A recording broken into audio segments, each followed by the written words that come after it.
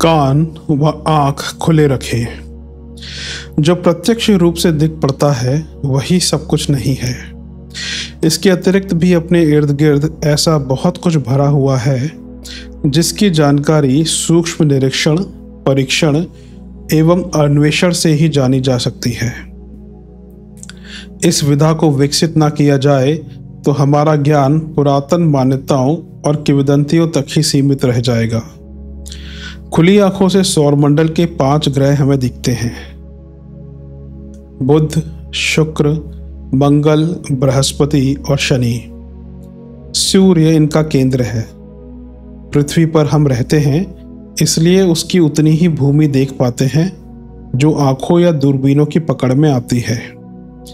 चंद्रमा पूर्ण ग्रह नहीं है, पृथ्वी का उपग्रह मात्र है। इसकी जानकारी बहुत पहले से ही उपलब्ध हो चुकी है। पिछली निकट की शताब्दियों में 3 और नए ग्रह खोज निकाले गए हैं, यूरेनस, नेपच्यून और प्लूटो। इस प्रकार सौरमंडल में 3 नए सदस्य और शामिल हुए। इन सभी के अपने अपने चंद्रमा हैं। इसकी जानकारी खोजी उपग्रह वाइजर 2 ने दी है। अब समूचे सौरमंडल में 60 चंद्रमा हो गए हैं, 60। कुछ अपने चंद्रमा से छोटे, कुछ बड़े। यूरेनस पृथ्वी से बहुत दूर है। यह दूरी सूर्य और पृथ्वी की दूरी की अपेक्षा 19 गुनी अधिक है, 19 टाइम्स। यूरेनस का भार पृथ्वी से 14 गुना अधिक है, 14 टाइम्स। वह 84 वर्ष में सूर्य की एक परिक्रमा करता है, इसलिए 42 वर्ष सर्दी और 42 वर्ष गर्मी रहती है। वह अपनी धुरी पर तेजी से चक्कर लगाता है, इसलिए उसके दिन रात हमारी अपेक्षा 15 गुने अधिक बड़े होते हैं।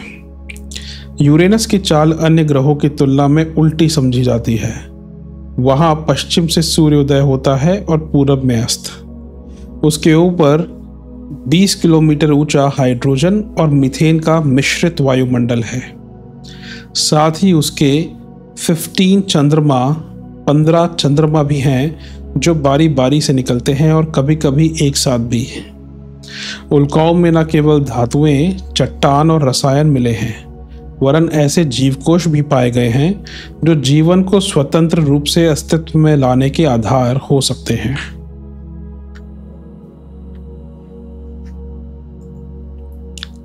पृथ्वी पर जीवन समुद्र से एक कोशीय जीवों के रूप में विकसित हुआ। इस मान्यता को ये उल्काएं काटती हैं जिनमें समग्र जीवन के विकसित जीवाणु पाए गए हैं। इन्हें शरीरधारी कैसे बताया जा सकता है, यह पेचीदा प्रश्न है। यह भी कहा जाता है कि धूमकेतु जब किसी ग्रह तारक के समीप पहुंचते हैं तो वे भी जीवाणुओं और विषाणुओं की बौछार करते हैं। उनमें जीवन का अस्तित्व पाया गया है। यह सुविधा पाकर कहीं अपनी सत्ता का स्वतंत्र परिचय भी दे सकते हैं और प्राणियों की उत्पत्ति कर सकते हैं। ग्रीनलैंड में एक निकेल और लोहे जैसी मिश्रित धातु का उल्कापिंड गिरा। वह 67 टन का था। वायु का घर्षण उसे गर्म भर कर सका, जला नहीं सका। उत्तरी कनाडा में एक उल्कापात के कारण 70 फीट गहरा क्रेटर बना। उसकी लंबाई एक सिरे से दूसरे सिरे तक 6 माइल्स थी। हम जो कुछ जानते और समझते हैं उसी को सब कुछ ना मानते हुए हमें यह भी सोचना चाहिए कि जानने योग्य अभी बहुत कुछ बाकी है। उसे जानने के लिए हमें अपने कानों और आंखों को खुला ही रखना चाहिए। हमारा ज्ञान बड़ा है और साथ में संसार भी। यह संसार विकसित हो रहा है क्योंकि हम विकास की ओर अग्रसर हो रहे हैं। अति प्राचीन काल में यह धरती एक फर्श की तरह थी। उस पर नीले आसमान की चांदनी टंगी थी जिससे छोटे छोटे सितारों के जुगनू चमकते थे और सूर्य चंद्रमा के रूप में 2 झाड़ फानुस टंगे थे। समुद्र एक छोटे तालाब की तरह था। पर अब बात बहुत आगे बढ़ गई है। अब हमारी पृथ्वी विशालकाय ब्रह्मांड की एक राई रत्ती जितनी छोटी सदस्य है। उसके जैसे असंख्य पिंड इस अनंत आकाश में छितरे पड़े हैं। समूचे ब्रह्मांड का विस्तार मनुष्य की कल्पना शक्ति से बाहर है। अपनी धरती पर भी जितना दृश्य पदार्थ है उससे असंख्य गुना विस्तृत और शक्तिशाली वह है जो विद्यमान रहते हुए भी अदृश्य है। प्राचीन और अर्वाचीन कल्पनाओं में कितना विचित्र अंतर है अपने इसी विश्व ब्रह्मांड के बारे में। हम बड़े हैं, हमारे ज्ञान एवं साधन क्षेत्र का विस्तार हुआ है, तदनुसार यह विश्व भी अधिकाधिक विस्तृत होता चला गया है। भविष्य में जिस गति से हम बढ़ेंगे हमारा विश्व भी उसी अनुपात से अधिक विकसित होता चला जाएगा। यूनान के लोग मानते थे कि पृथ्वी हरक्यूलस देवता के खंभे पर टंगी है। हम लोग शेषनाग के फन पर, गाय के सींग पर एवं कछुए की पीठ पर उसे टिकी मानते रहे हैं। सूर्य देवता के रथ में 7 घोड़े जुते होने और अरुण सारथी द्वारा हाके जाने की मान्यता को अब सूर्य किरणों के 7 रंग और अरुण को प्रभातकालीन रक्ताभ आलोक कहकर सामयिक समाधान करना पड़ा है। किसी समय चटाई की तरह चपटी बिछी रहने वाली पृथ्वी को हिरण्याक्ष कागज की तरह लपेट कर भाग गया और समुद्र में जा छिपा था। विष्णु भगवान ने वाराह बनकर उससे छीन कर छुड़ाया था। आज वे बातें बाल कल्पनाएं हैं। पृथ्वी के लपेटे जाने की और उसी पर भरे हुए समुद्र में छिपा लेने की बात अब समझ की परिधि से बाहर है, पर किसी समय की यही मान्यता शिरोधार्य थी। विद्वान आर्यभट्ट ने 5वीं शताब्दी में पहली बार उसे गोल गेंद की तरह बताया। पीछे 12वीं शताब्दी में भास्कराचार्य ने उसमें आकर्षण शक्ति होने की बात भी जोड़ दी। प्राचीन ज्योतिष विज्ञान धरती को स्थिर और सूर्य को चल मानता था। सहज बुद्धि वही बता सकती थी, पर पीछे पृथ्वी को भी भ्रमणशील बताया गया तो बताने वालों को उपहासास्पद नहीं माना गया, वरन उन्हें नास्तिकता के अपराध में शूली पर भी चढ़ा दिया गया। अब हम अनंत विश्व के एक नगण्य से घटक बनकर रह रहे हैं। हमारे ब्रह्मांड में असंख्य निहारिकाएं हैं। वे इतनी बड़ी हैं कि उनसे एक कोने में करोड़ों सूर्य पड़े रह सकें। वे हमसे इतनी दूर हैं कि उनका प्रकाश पृथ्वी तक आने में लाखों प्रकाश वर्ष लग जाते हैं, जबकि प्रकाश 1 सेकंड में 1,86,000 मील की चाल से चलता है। आसमान में जो तारे दिखाई पड़ते हैं उनमें से कई तो अपने सूर्य से भी हजारों गुने बड़े महासूर्य हैं। उनके अपने सौरमंडल तथा ग्रह उपग्रह हैं जो अपनी आंखों को दिखाई नहीं पड़ते। वे आपस में नज़दीक दिखते पर हैं, वस्तुतः उनके बीच का फासला अरबों खरबों मील है। वे सभी एक दूसरे के साथ पारस्परिक आकर्षण शक्ति के रस्सों से बंधे हैं। आकाश से नीचे गिरने या ऊंचे उछलने जैसी कोई शक्ति उनमें नहीं है। उस पोल में हर वस्तु अधर में सहज ही लटकी रह सकती है। हलचल तो नक्षत्रों की अपनी आकर्षण शक्ति के कारण उत्पन्न होती है। उसी के प्रभाव से अपनी धुरी पर तथा कक्षा में घूमते हैं। ये बातें सुनने में विचित्र लगती हैं, पर हैं सत्य। अब से कुछ 100 वर्षों तक इन बातों पर कोई विश्वास नहीं कर सकता था, पर अब हम बड़े हैं और हमारा विश्व बड़ा है। अस्तु इन मान्यताओं को स्वीकार करने में कोई आपत्ति नहीं होती। अपने सौरमंडल का केंद्र सूर्य है। उसका व्यास पृथ्वी से 109 गुना, वजन 3,30,000 गुना और घनफल 13 लाख गुना बड़ा है। उसके 1 वर्ग इंच 6.4 वर्ग सेंटीमीटर स्थान में 3 लाख मोमबत्तियों से मिलकर उत्पन्न होने वाला प्रकाश है। गर्मी 6000 डिग्री, जिसकी तुलना में अपनी धरती की आग को बर्फ जैसा ठंडा माना जा सकता है, इतनी अधिक गर्मी के कारण सूर्य का सारा पदार्थ पिघला हुआ है। उसमें सदा भयंकर तूफान उठते रहते हैं, जिनके कारण कभी कभी तो इतने बड़े खड्डे हो जाते हैं जिनमें अपनी कई धरती समा सके। यही खड्ड सूर्य में काले धब्बे जैसे दिखाई पड़ते हैं। पिछले जमाने में सूर्य को ठंडा माना गया था। उसे आतप कहा गया था। आतप वह जो स्वयं तो ठंडा हो पर दूसरों को प्रकाश दे। यह मान्यता इसलिए थी कि हम जितने ही ऊंचे चढ़ते हैं ठंडक बढ़ती है, पहाड़ों पर बर्फ जमी रहती है। जितनी ऊंचाई उतनी ठंडक। इस सिद्धांत ने सूर्य को ठंडा होने की कल्पना दी थी, पर अब उस बात पर कोई विश्वास नहीं करता। ताप के संचालन, संवहन एवं विकिरण गुणों के बारे में पदार्थ विज्ञान के प्रारंभिक छात्र भी बहुत कुछ जानते हैं। संचालन वह प्रक्रिया है जिसके अनुसार किसी ठोस पदार्थ का एक हिस्सा गर्म करने पर दूसरा भी गर्म हो जाता है। संवहन वह है जिसके अनुसार गर्म हुआ पदार्थ स्वयं ही भागने लगता है, जैसे ताप।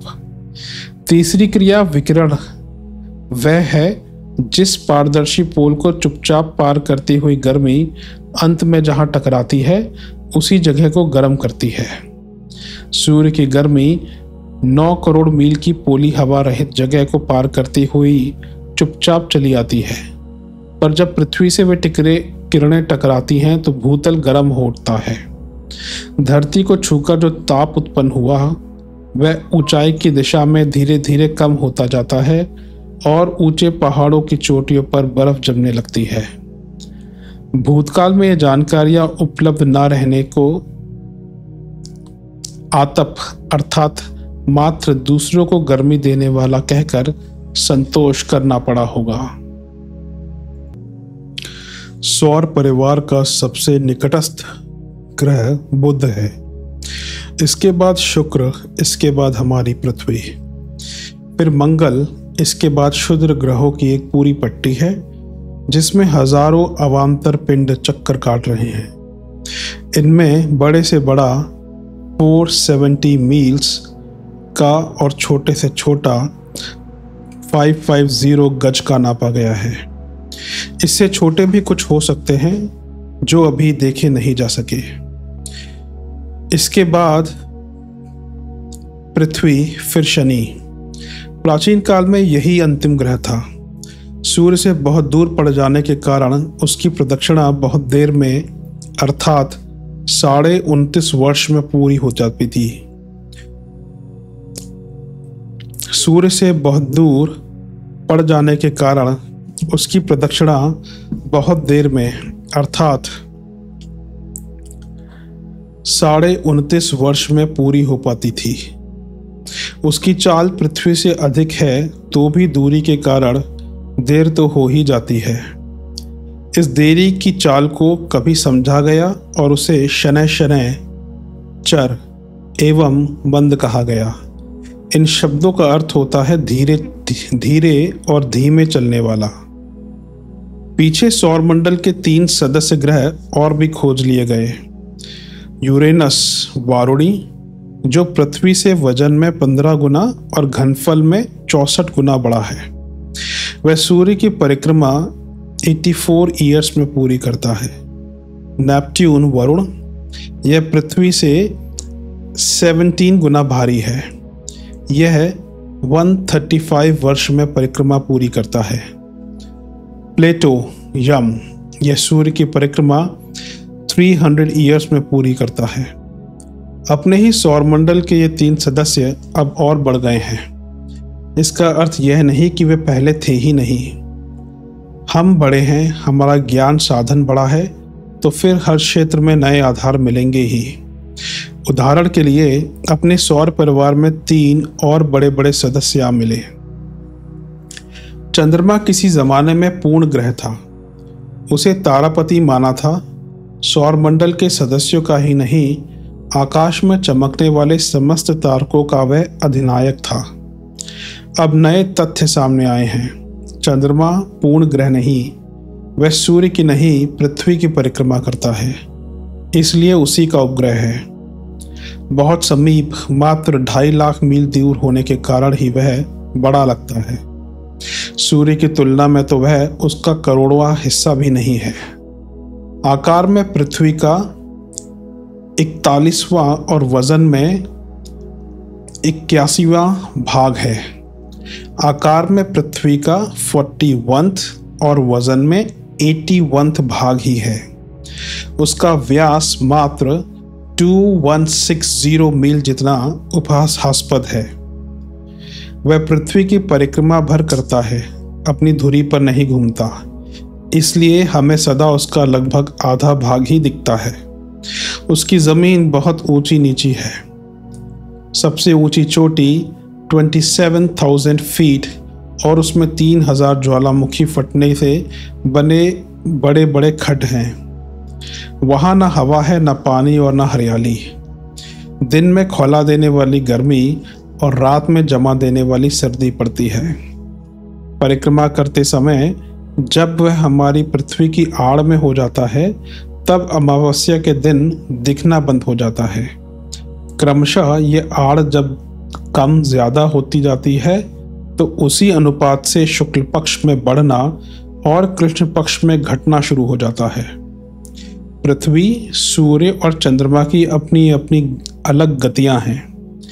इस चक्र में कई बार सूर्य का प्रकाश चंद्रमा के ऊपर पड़ने के मार्ग में पृथ्वी आ जाती है, तो चंद्र ग्रहण दिखता है। पृथ्वी और सूर्य के बीच चंद्रमा आ जाता है तो सूर्य ग्रहण कहते हैं। कौन कितना आड़े आया, इसी हिसाब से ग्रहण की छाया न्यूनाधिक दिखती है। अब राहु केतु राक्षस चंद्र सूर्य पर आक्रमण नहीं करते। पुरानी मान्यताओं का यह कहकर समाधान करना पड़ता है कि वे राक्षस मात्र इन ग्रहों की छाया ही समझे जाने चाहिए। चंद्रमा का दर्जा तारापति से पूर्ण ग्रह से उतारकर छोटे उपग्रह का कर दिया गया। आक्रमणकारी राक्षस विदा कर दिए गए। इतना ही नहीं, मानवीय प्रगति ने ऐसी ऐसी कितनी ही पुरातन मान्यताओं को अस्वीकार कर दिया है और वह कड़ई गोली किसी प्रकार पुरातन पंथियों को भी गले उतारनी पड़ी है। अपनी पृथ्वी उत्तर से दक्षिण को 7, 8, 9, 6 मील और पूरब से पश्चिम को 7,926 मील है। उसका 71% भाग समुद्र में डूबा पड़ा है। समुद्रों की अधिक से अधिक गहराई 35,000 फीट है। भूतल के ऊंचे से ऊंचे पहाड़ 29,000 फीट तक के हैं। उसे सूर्य की एक परिक्रमा करने में 58 करोड़ 46 लाख मील की यात्रा एक वर्ष में पूरी करनी पड़ती है। उसकी चाल 66,600 मील प्रति घंटा है। वह अपनी धुरी पर 24 घंटे में घूम लेती है। पोले आकाश में श्वास लेने योग्य हवा कुछ ही दूर तक है। इसके आगे बंद रॉकेटों में श्वास लेने के अतिरिक्त प्रबंध करके ही जाया जा सकता है। प्राचीन काल में लोग अन्यान्य लोकों में ऐसे ही विचरण करते थे। ऐसे कथा प्रसंगों के पुराण साहित्य भरा पड़ा है। वैसा करना या मानना अब नितांत असंभव हो गया है। अपने पंचांगों में राहु केतु नामक 2 ग्रहों का वर्णन है और वे अन्य ग्रहों की तरह ज्योतिष गणना में अपना सुनिश्चित स्थान बनाए हुए हैं। पर वे है क्या, है कहाँ, यह ठीक से नहीं कहा जा सकता। राहु को पृथ्वी की छाया मान लिया गया है। केतु की व्याख्या पुच्छल तारों के रूप में करते हुए काम चला लिया गया है। पर वे पुच्छल तारे ना तो किसी स्थान पर टिकते हैं और ना इनका आकार ही निश्चित है। वे घुमक्कड़ सैलानियों की तरह घूमते और अपनी आकृति को घटाते बढ़ाते रहते हैं। केतु एक नहीं वरन अनेकानेक होते हैं। वे गैस के बने होते हैं। छोटे छोटे कंकड़ पत्थर भी उनमें रहते हैं। धुएं के बादलों की तरह एक पारदर्शी बहुत लंबी पूंछ कभी कभी आकाश में दिखाई पड़ती है। ये पुच्छल तारे कहे जा सकते हैं। यह पूंछ करोड़ों मील लंबी होती है। इसका एक सिरा पृथ्वी पर और दूसरा सूर्य पर हो सकता है। ये पृथ्वी से लाखों गुने बड़े होते हैं, पर वजन में ये धरती के लाखवें हिस्से के बराबर भी नहीं होते। उस पूंछ के बीच में से पृथ्वी मजे से पार हो जाती है और हम में से किसी को उसका आभास तक नहीं मिलता। उनकी पूंछ कटती और उगती रहती है। कई केतु सूर्य की अनियमित परिक्रमा करते हैं। कई अनंत आकाश में ऐसे ही हैं जहाँ जहाँ स्वेच्छापूर्वक भ्रमण करते रहते हैं। कुछ तो अपनी पुरानी जगह कभी लौट कर नहीं आते और कुछ बहुत दिन बाद फिर अपनी पुरानी जगह की खोज खबर लेने आ धमकते हैं। अपने सौरमंडल में एक केतु है जिसे हैली कहते हैं। पिछले 1800 वर्षों में 21 बार प्रदक्षिणा कर चुका है। वह सन 1910 ईस्वी में देखा गया था। अब हम इन्हीं घुमक्कड़ गैसीय बादलों को केतु ग्रह मानकर पुरानी मान्यताओं के साथ कुछ तुक बैठाने का प्रयत्न करते हैं। उल्कापात किसी समय देवताओं अथवा प्रेतात्माओं की हलचलों के रूप में माना समझा जाता था। किसी महापुरुष के मरने पर एक तारा टूटता है। देवता लोग उल्कापात के माध्यम से पृथ्वीवासियों पर विपत्ति भेजते हैं। यह मानकर लोग भयभीत होकर देव तुष्टि के कर्मकांड रचा करते थे।